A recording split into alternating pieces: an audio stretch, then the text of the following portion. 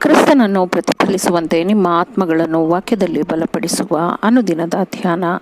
ಇಂದಿನ ಧ್ಯಾನದ ಶೀರ್ಷಿಕೆ ಪ್ರೀತಿಯ ಮೂಲಕ ಕೆಲಸ ಮಾಡುವ ನಂಬಿಕೆ. ಈ ದಿನದ ದೇವರ ವಾಕ್ಯ: ಪೂರ್ಣ ಹೃದಯದಿಂದ ಕರ್ತನಲ್ಲಿ ಭರವಸವಿಡು, ನಿನ್ನ ಸ್ವಂತ ಬುದ್ಧಿಯ ಮೇಲೆ ಆಧಾರ ಮಾಡಿಕೊಳ್ಳಬೇಡ. ಜ್ಞಾನೋಕ್ತಿಗಳು 3ನೇ ಅಧ್ಯಾಯ 5ನೇ ವಚನ. ನಂಬಿಕೆಯ ಬಗ್ಗೆ ಮಾತನಾಡುವಾಗ ಮನಸ್ಸಿನಲ್ಲಿಟ್ಟುಕೊಳ್ಳಬೇಕಾದ ಒಂದು ಪ್ರತ್ಯೇಕ ಭಾವವಿರಬೇಕಾಗುತ್ತದೆ. ಶ್ರದ್ಧೆ ನಿಷ್ಠೆಯ ನಂಬಿಕೆಯಿಂದ ಸಂಪೂರ್ಣವಾಗಿ ಭಿನ್ನವಾದ ಒಂದು ರೀತಿಯ ನಂಬಿಕೆ ಇದೆ. ದೇವರ ಅಸ್ತಿತ್ವ ಮತ್ತು ಬಲ, ದೇವರ ವಾಕ್ಯದ ಸತ್ಯ, ಇವುಗಳನ್ನು ಸೈತಾನ ಮತ್ತು ಅವನ ಸೇನೆಗಳೂ ಸಹ ಹೃದಯದಲ್ಲಿ ನಿರಾಕರಿಸಲಾಗದ ಸಂಗತಿಗಳಾಗಿವೆ. ದೆವ್ವಗಳು ಕೂಡ ಹಾಗೆಯೇ ನಂಬಿ ನಡುಗುತ್ತವೆ ಎಂದು ವಾಕ್ಯವು ಹೇಳುತ್ತದೆ. ಆದರೆ ಇದು ಶ್ರದ್ಧೆ ನಿಷ್ಠೆಯ ನಂಬಿಕೆಯಲ್ಲ.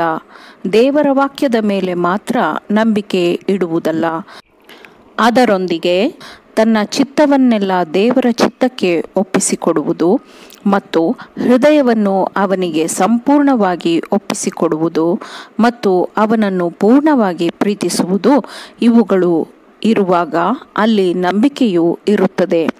ಇದು ತಾನೇ ಪ್ರೀತಿಯ ಮೂಲಕ ಕೆಲಸ ಮಾಡುವ ನಂಬಿಕೆಯಾಗಿರುತ್ತದೆ ಮತ್ತು ಇದು ಆತ್ಮವನ್ನು ಶುದ್ಧಗೊಳಿಸುತ್ತದೆ.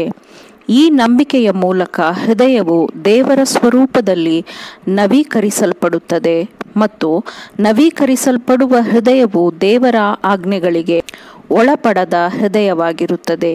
ನಿಜವಾಗಿಯೂ ಆತನ ಪವಿತ್ರ ಆಜ್ಞೆಗಳಿಗೆ ಒಳಪಟ್ಟು, ನಿನ್ನ ನ್ಯಾಯ ಪ್ರಮಾಣವನ್ನು ನಾನು ಎಷ್ಟೋ ಪ್ರೀತಿ ಮಾಡುತ್ತೇನೆ, ದಿನವೆಲ್ಲ ಅದೇ ನನ್ನ ಧ್ಯಾನವು ಎಂದು ದಾವೀದನು ಹೇಳಿದ ಹಾಗೆ ಹೇಳುವ ಸ್ಥಿತಿಯಲ್ಲಿ ಅವರು ಇರುವುದಿಲ್ಲ. ಇವರು ಶರೀರಕ್ಕನುಸಾರವಾಗಿ ಅಲ್ಲ, ಆತ್ಮನಿಗನುಸಾರವಾಗಿಯೇ ನಡೆಯುವವರಾಗಿದ್ದಾರೆ ಎಂಬ ಧರ್ಮಶಾಸ್ತ್ರದ ನೀತಿಯು ನಮ್ಮಲ್ಲಿ ನೆರವೇರುತ್ತದೆ ಎಂದು ಅವರು ಹೇಳುವ ಸ್ಥಿತಿಯಲ್ಲಿ ಇರುವುದಿಲ್ಲ. ಕ್ರಿಸ್ತನ ಕ್ಷಮಿಸುವ ಪ್ರೀತಿಯನ್ನು ತಿಳಿದವರು ಮತ್ತು ನಿಜವಾಗಿಯೂ ದೇವರ ಮಕ್ಕಳಾಗಲು ಬಯಸುವವರು ಇದ್ದಾರೆ.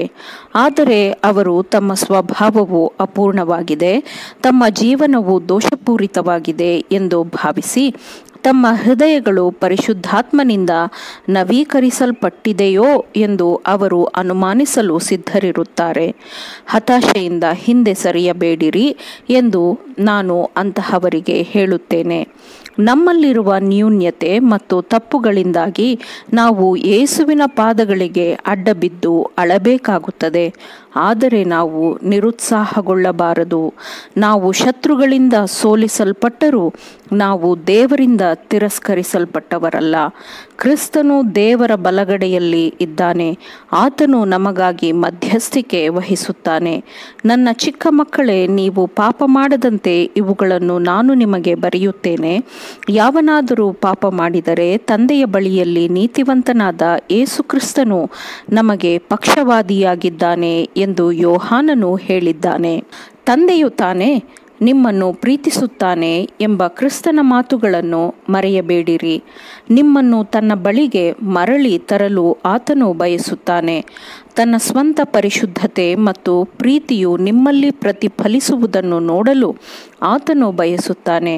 ಮತ್ತು ನೀವು ನಿಮ್ಮನ್ನು ಆತನಿಗೆ ಒಪ್ಪಿಸಿಕೊಟ್ಟರೆ, ನಿಮ್ಮಲ್ಲಿ ಒಳ್ಳೆಯ ಕೆಲಸವನ್ನು ಪ್ರಾರಂಭಿಸಿದವನು ಅದನ್ನು ಯೇಸು ಕ್ರಿಸ್ತನ ದಿನದವರೆಗೂ ಮುಂದುವರಿಸುತ್ತಾನೆ.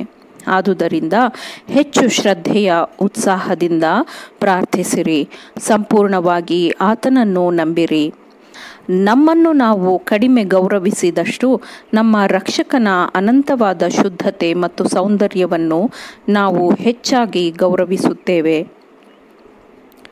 ನಮ್ಮ ಪಾಪಪೂರ್ಣತೆಯ ಬಗ್ಗೆ ನಮಗಿರುವ ದೃಷ್ಟಿಕೋನವು ನಮ್ಮನ್ನು ಕ್ಷಮಿಸಬಲ್ಲವನ ಕಡೆಗೆ ಕರೆದೊಯ್ಯುತ್ತದೆ ಮತ್ತು ಆತ್ಮವು ತನ್ನ ಅಸಹಾಯಕತೆಯನ್ನು ಅರಿತುಕೊಂಡು ಕ್ರಿಸ್ತನನ್ನು ಹಿಂಬಾಲಿಸಿದಾಗ ಕ್ರಿಸ್ತನು ತನ್ನ ಪೂರ್ಣ ಬಲದೊಂದಿಗೆ ಪ್ರಕಟಗೊಳ್ಳುತ್ತಾನೆ. ನಮಗಿರುವ ಅಗತ್ಯತೆಯ ಪ್ರಜ್ಞೆಯು ನಮ್ಮನ್ನು ಅವನ ಕಡೆಗೆ ಮತ್ತು ದೇವರ ವಾಕ್ಯದ ಕಡೆಗೆ ನಡೆಸುತ್ತದೆ ಮತ್ತು ಆತನ ಗುಣಸ್ವಭಾವದ ಬಗ್ಗೆ ನಾವು ಹೆಚ್ಚು ಉನ್ನತವಾದ ದೃಷ್ಟಿಕೋನವನ್ನು ಹೊಂದಿರುವಾಗ, ಗ್ರಹಿಕೆಯನ್ನು ಹೊಂದಿರುವಾಗ ನಾವು ಹೆಚ್ಚು ಸಂಪೂರ್ಣವಾಗಿ ಆತನ ಪ್ರತಿರೂಪವನ್ನು ಪ್ರತಿಫಲಿಸುತ್ತೇವೆ. ಆಮೇನ್. ದೇವರ ವಾಕ್ಯಗಳನ್ನು ಶ್ರದ್ಧೆಯಿಂದ ಆಲಿಸುವವರು ಮಾತ್ರವೇ ಆಗಿರದೆ ಪಾಲಿಸುವವರು ಆಗಬೇಕೆಂದು ನಿಮ್ಮನ್ನು ಉತ್ತೇಜಿಸುತ್ತೇನೆ. ಪರಿಶುದ್ಧಾತ್ಮನ ಸಹಾಯದಿಂದ ಆಲಿಸಿದ ನಿಮ್ಮೆಲ್ಲರಿಗೂ ಧನ್ಯವಾದಗಳು. ಮತ್ತೆ ದೈನಂದಿನ ಧ್ಯಾನಕ್ಕಾಗಿ ನಾಳೆ ಸಂಧಿಸೋಣ. ಆಮೇನ್.